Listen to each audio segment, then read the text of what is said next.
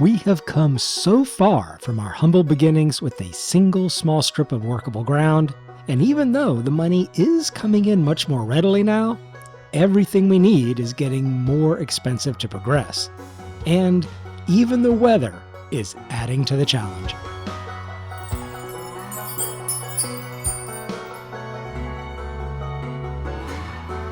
We have to get our farm to a sustainable level where we grow enough crops to keep our oil mill and grain mill operating year-round. We left off cultivating in our oilseed radish and simultaneously planting a new crop of canola. We're using both our tractors on the fields with a little help from an AI worker, and so far, this is all going without a hitch. We've got a lot of different things to do in this episode, so let's finish with the cultivating and also continue alongside the worker with the seeding. The seeder is faster than the cultivator, so hopefully we can stay ahead.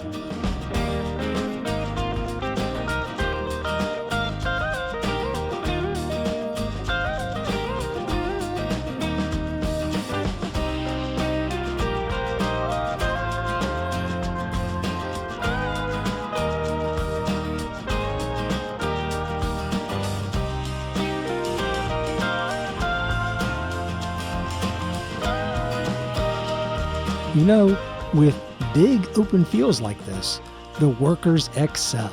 But we did manage to increase our lead over the worker, so we'll very quickly put away the cultivator. It can just go right back in the spot where we've been keeping it and do something completely new for the series. Last month, we rented a seed roller and tried it on our established grass between cuttings, but it didn't work. We'd have to completely cultivate and reseed all our grass fields for that to work, and we're not doing that. But what we can do is seed roll our canola. It's different than grass rolling and only gives a small 2.5% bonus, but we're squeezing everything we can out of the fields. While the worker finishes planting canola up at the other fields, we'll start our seed rolling and get that extra bonus.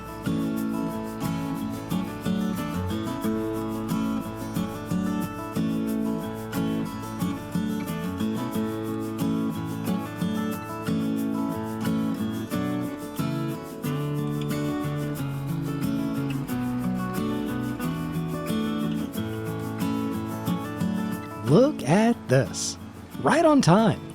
The worker is finishing up the last strip. We have to move the seeder off the field to do the rolling, and we'll pop that into the new shed. Crop destruction hasn't set in on the carrots yet, so we can drive on it, but it does show me we'll be better off making a much bigger yard area, probably one that stretches the width of the field. After we harvest the carrots, we'll make some changes and extend the gravel. That fits perfectly. So we'll get back up to the fields and finish the rolling.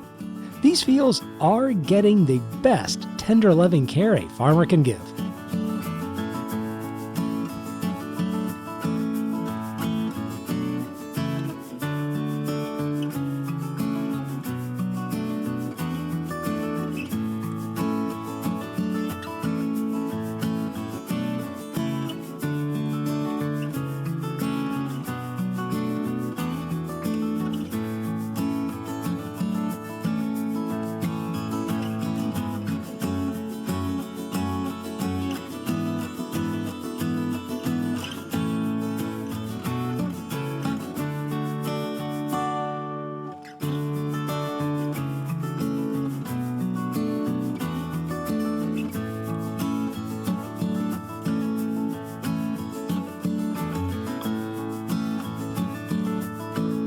This completes our first seed rolling in this series, and I will say, it gives the field an extremely finished look to it.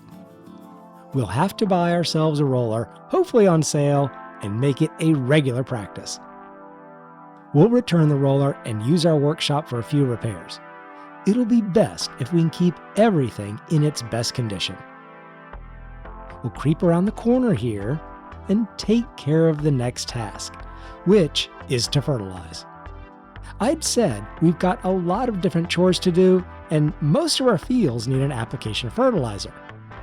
There's plenty of bags stored up by the oil mill. Speaking of which, look at those pallets. 2 pallets of sunflowers from the original harvest and a nice spread of canola oil. Plus these here set off to the side. The mill still has a good bit of canola to process into oil, so they're going to keep coming. This is our second application of fertilizer for the canola. The oilseed radish we finished tilling in at the start of the episode gave us the first application, so this is all the fertilizer a canola will need. It'll take a few refills of the small spreader, but it should go pretty quick. This is a nice little attachment.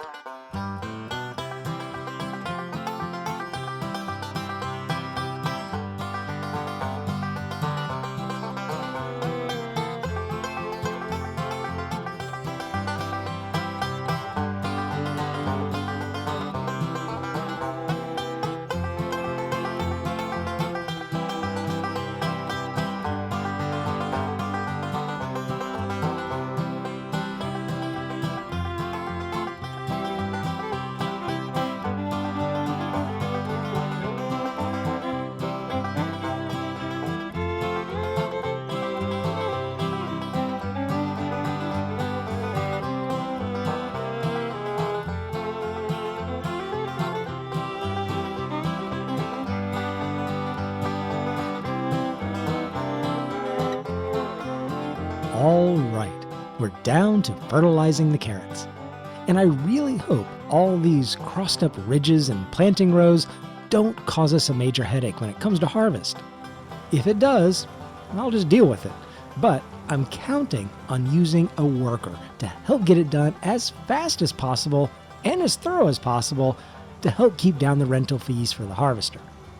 What I'm also seeing in this field are weeds. We'll have to deal with those too, but I'll come back to the field work after we take a little break and do a little bit of lumberjacking. Both sawmills are getting pretty low, so it's a great time to cut down our first couple oak trees.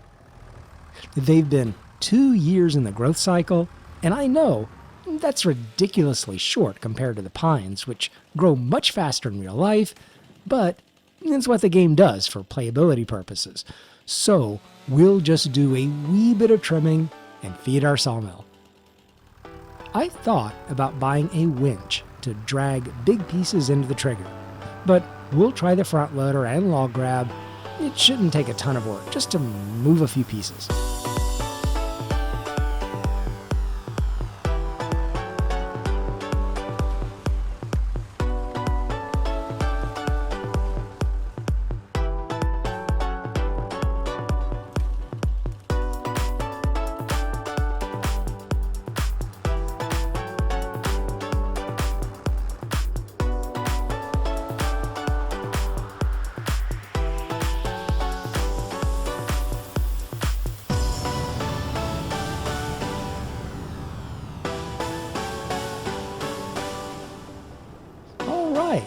That wasn't too bad.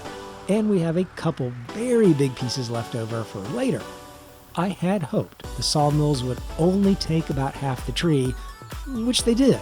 So 1 tree per sawmill should keep each one happy for a good while. The goat milk looks like it's about full. I'm very happy to see that. And yeah, it's got a little space, but we'll have to get those moved soon so more will spawn.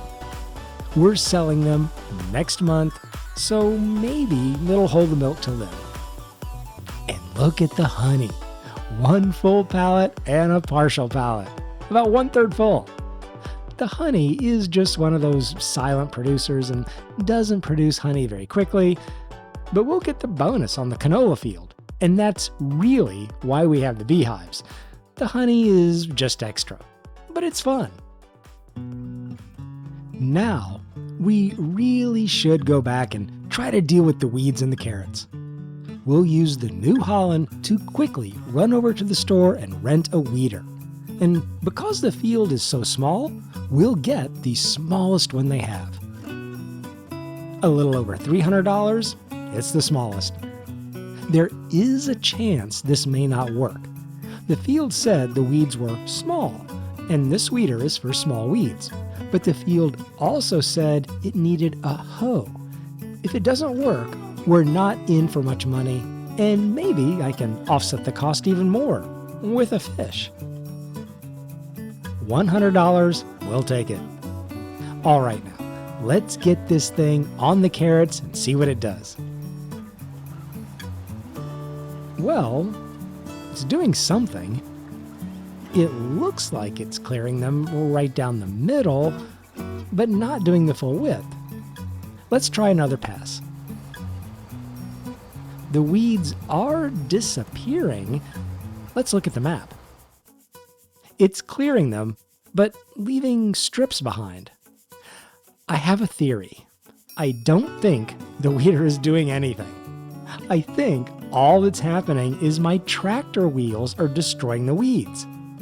In the game, when you run over weeds with wheels on your tractor, they get removed. It's not really an effective way to de-weed your field, but you can see up in the curvy part of the field where we did a lot of turning around and haven't been with the weeder, most of the weeds are gone.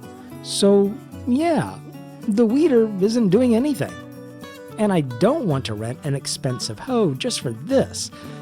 So we'll continue to drive over the field and mash the weeds with our tires. It's kind of a pain, but it's the best thing at this point.